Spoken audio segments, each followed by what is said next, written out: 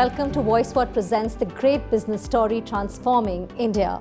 Now, technological leader, a company that believes in giving back to society. The first name that comes to your mind when you think about PCs.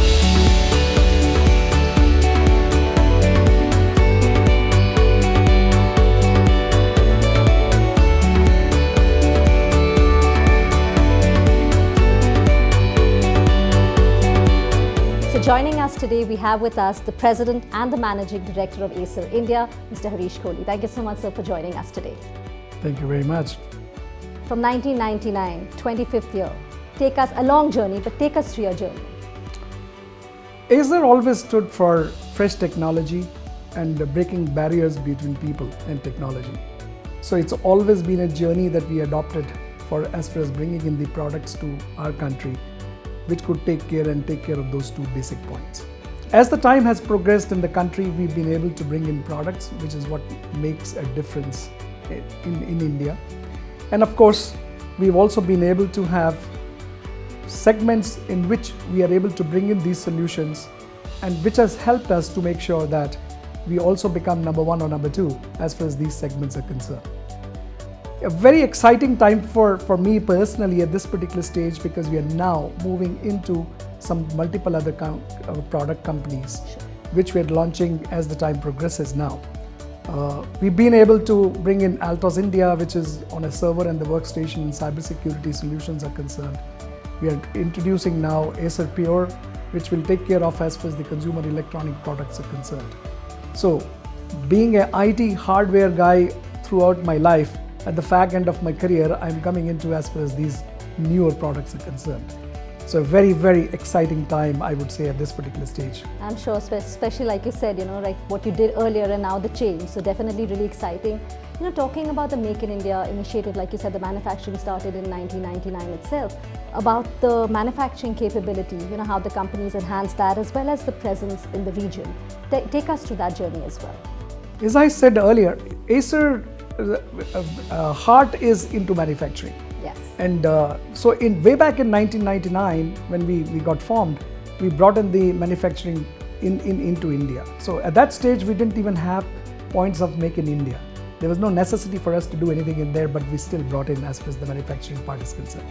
And the reason is simple, because we love to do it on one side, but it also allows us to bring in the newer technology products fast enough.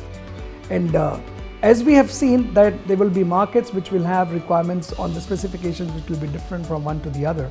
And for us to be able to reach these products much faster, if you have the manufacturing in the country, you are able to do the same specifications of what you look forward to here, and then make it available much faster. The good part, of course, then has been that India has been recognized as an area where manufacturing can do wonders. And what's happened for this is that there are many of these products which we are exporting now from India to the nearby countries, which are though national subsidiaries which are separate, but they still are buying products into Thailand, into Philippines, into Vietnam. Some of the products we are able to send it over. Okay. And that's all because of the reason of the manufacturing that we've been able to do in India. Absolutely, and now also the government has so many initiatives when it comes to Make in India as well. Yes, so because we were the early people into manufacturing, yes, and we fully understand as to what is the need of the hour, what are the challenges, what are the things that you look forward from the government or from supply chain and other parts of it. And I think we played, as a company, we have played a reasonably good role into the manufacturing, the MATE which we have as an association, and we are able to contribute to this discussion points with the government of India. And so when it came to PLI 1.0 a few years back to a PLI 2.0 last year, I think we are able to contribute into this. And with the inputs that we look forward to, because of the experience that we have over the last 25 years, the government has come forward and is able to give us those inputs, which is what is helping the entire industry. Absolutely, like because you said you're the pioneers. Talking about future plans, Mr. Kohli, what in store, what's in the pipeline? Let's talk about the next 3 years. First of all, on the product part of it, and the buzzword right now is AI, right? So we have to have products which are introduced on a offering us the AI part of it. So the laptops is the one category that we are looking at. In fact, we announced the AI ready laptop in the last few weeks' time. Number two is the manufacturing in India. We want to take it to the next scale, and we want to have more exports to be done from here, and of course have most of the products, I won't say 100% of it, but maybe closer to 80% of the products that we are able to put them manufactured in India, take advantage of the PLI 2.0 and the government's initiative into this area.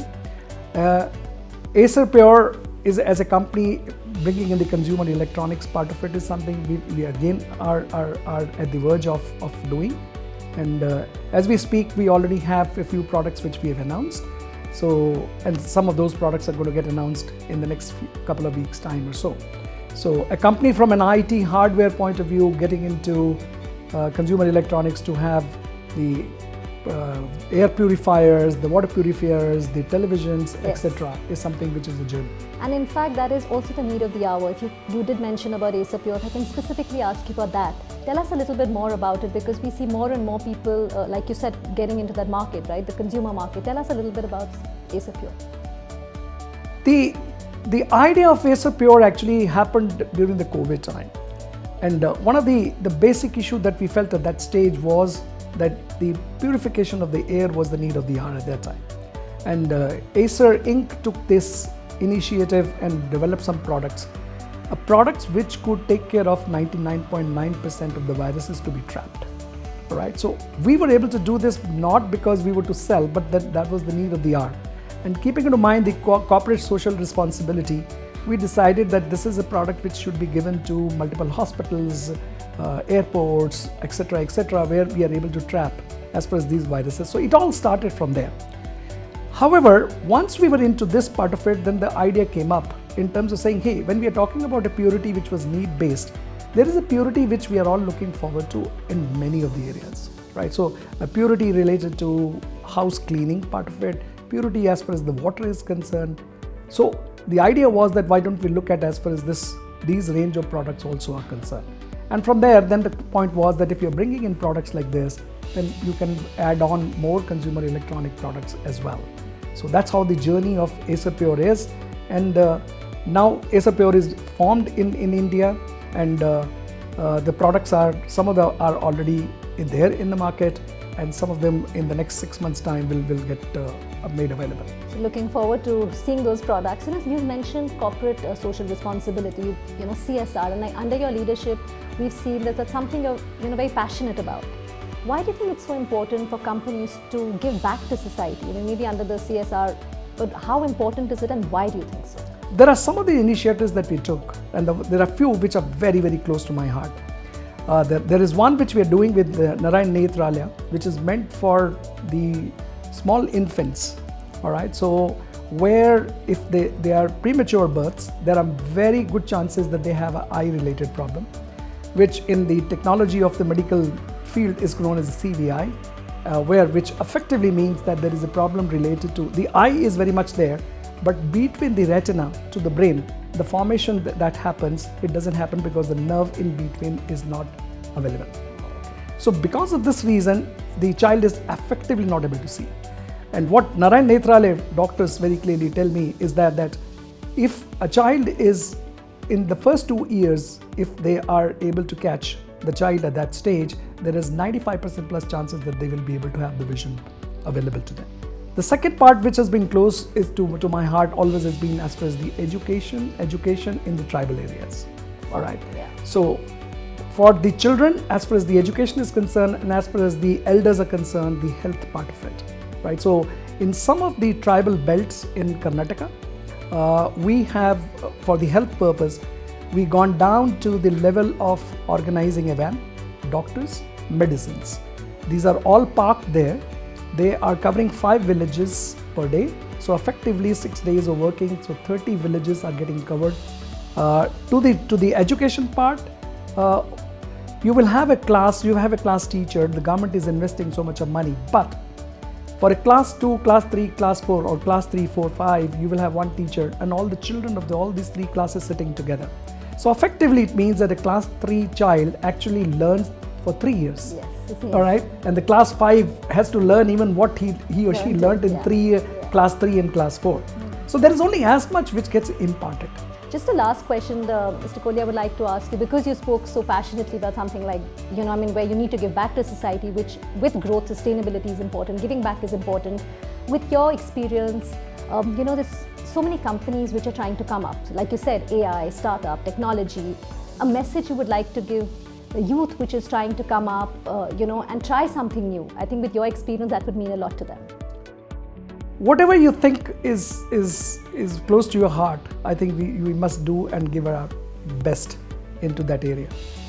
There is definitely a need in the market space for that. That commitment to your own self and your heart being into doing what you're doing, I think you're likely to and must succeed. I think that's what has left me also thinking it's the heart that matters. It's been a pleasure to speak with you. Thank you so much for joining us. Pleasure of mine. Thank you.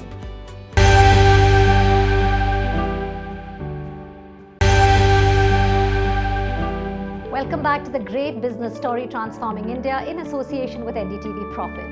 Well, at some point in life, most of us have found difficulties in finding a perfect rented home. Forget perfect, but just a rented home. For single women, bachelors, sometimes they faced hurdles just because of disciplinary norms or just because they cannot get a place.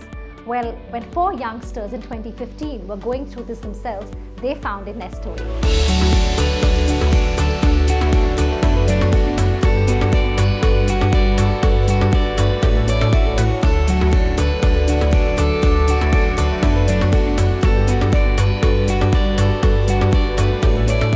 Talk about this convenient, affordable and hassle-free housing solution, we have the CEO of Nestaway with us, Mr. Jitendra Jagdeep. Thank you so much for speaking with us. Thanks, Ambika, for giving the opportunity. Great to talk. To begin with, it is a great idea, an innovative way, so that a person can get what they really want when it comes to housing, because that is one point. Everybody wants to be happy, like their happy place, happy home. If I can ask you, Mr. Jagdeep, if you can tell us how has your journey been, the lessons also which you've learned through these 9 years? Sure. I think when we started in 2015, India was its peak of immigration. Like a lot of people migrating from Tier 3, Tier 4 cities to Tier 1. And there's a lot of influx happening to the new cities. Young people coming with a lot of dreams, landing in the city without knowing the language, without knowing the place. So what has actually been the bigger problem for them was the miss of trust. So they were not able to know what was happening, how much the city was actually welcoming them. So that was the problem that we tried to solve, and creating a living solution that could actually encapsulate the whole of India. And so if you just look at the data today, like we have almost 2.2 crores people who live as renters in the top cities in India. Wow. So out of this 2.2, 1.6 will be the families, but another like 60 lakh will be typically students and just who got jobs. So this set of people are India's largest demographic crowd, and they coming to India was one of the largest things. So we started off great note. So we are today present in 17 cities, and we have proudly served like more than 200,000 customers till date. We went into like a good set of growth pace. We've been backed by the large investors like Goldman Sachs, Tiger Global. We are also backed by Mr. Ratan Tata.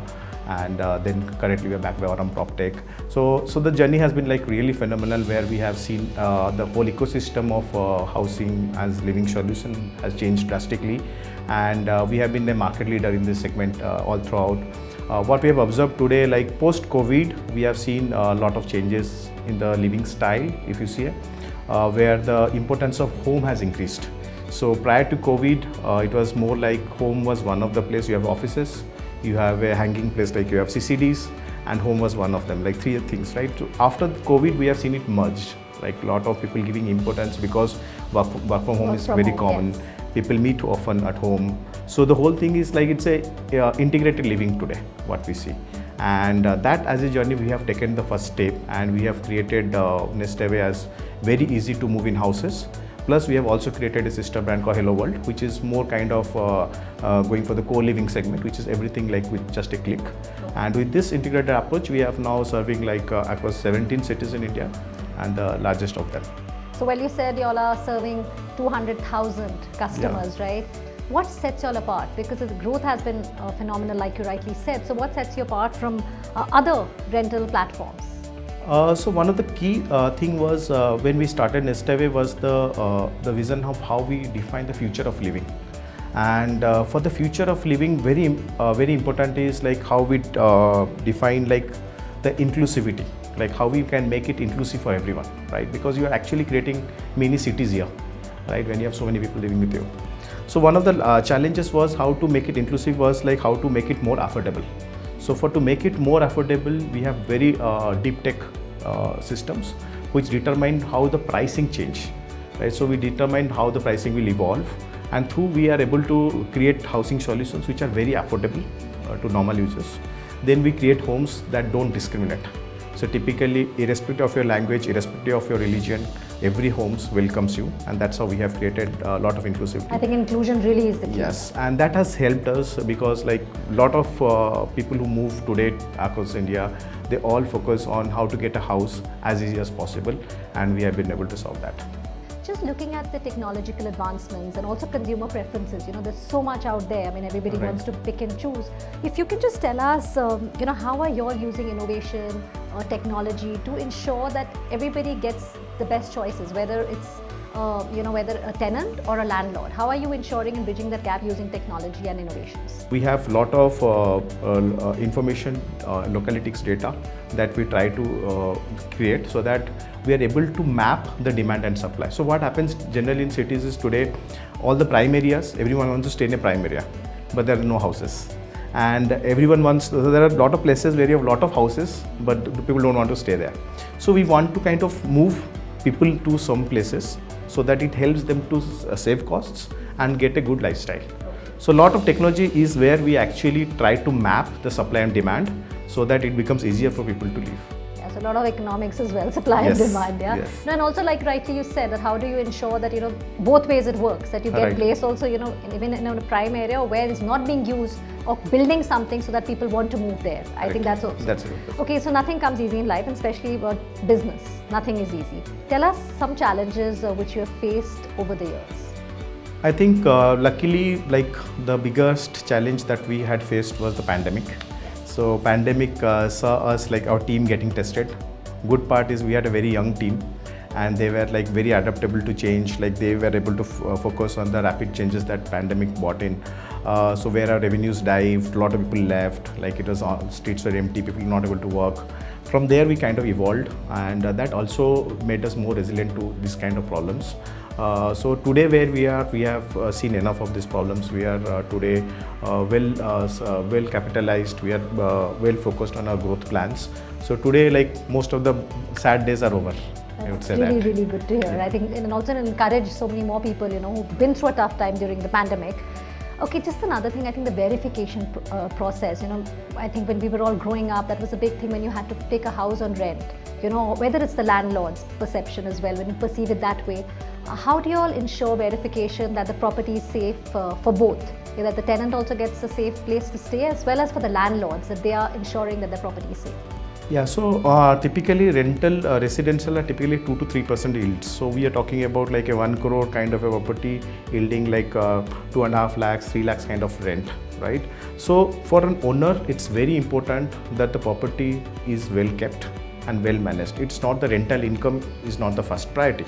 So that we understand very well, and that's how we have made a lot of tech around it, so that the owner can actually see every detail of a tenant, every verification, everything is online, all the past checks are online. An owner can actually approve and disapprove depending on the verification results. All that is available just on on the app for an owner.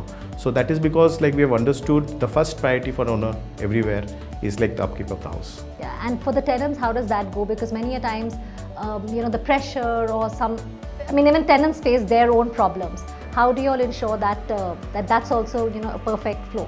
Yeah, so for tenant also you have an app which actually you have any kind of problems that are there, like whether it's a financial, whether it's a rent payment, whether it's a water issue, everything is just a ticket away. You just raise a ticket and there's a team which comes and helps you out, right? Okay, great to hear that. Mr. Jagdev, given that this whole concept or this flexible housing solution that we're talking about is growing, the market is growing, what plans in future in the pipeline for Nestaway? How do you plan to ensure that the customers are happy and that a perfect solution for both the tenants and the landlords? So, like one of the things that we are seeing, like as individuals are more moving into cities, they are staying in accommodations which are very singularized, like they stay alone. And a lot of times it is the community kind of a lifestyle that actually is evolving as the future of living. So to create and to cater to that kind of requirement, what we are seeing is like co-living and community living is actually a real estate asset class that is coming up big way, and where instead of individuals owning flats, renting it out with 3%, 4% kind of yield, this kind of structures where it is an integrated living solution, this is becoming the future, where you have 8 to 9% yields, and people actually just can move in from one city to the other city and have a same home kind of experience. And here there are a lot of corporates and also signing up to build all this. So this is becoming as the next integrated living solutions for pan cities, where there's a lot of immigration is happening into. So that will be the future for living for sure. Okay, you've shared your journey, an inspirational journey, like how 4 youngsters decided to start something because they were facing their problem. But an initiative like the Great Business Story, transforming India, what do you think about a campaign like this where we have youngsters like yourself talking about their experience, their business journey? So your thoughts on that? Sure, I think India is the biggest opportunity center across the globe now. So we are slowly evolving towards a 5 trillion economy, and the good part is like we have a lot of problems to be solved yet. Right, and these are the problems which we face on a day-to-day basis, and no other person sitting outside the country can actually be able to solve it. So the youth here actually have a best chance to solve this, and definitely capital is not an issue. A lot of capital is flowing into the country. So if you are able to kind of really cater to a problem which is at a large scale and the unit economics works well, definitely it's a potential to be done. So I think there's a huge potential for all youngest trying to be entrepreneurs in India. Like you rightly said, youth, we are the youngest country. It's been a pleasure to have you with us on the Great Business Story. Thank you so much, Mr. Jagdeep, for joining us on NDTV.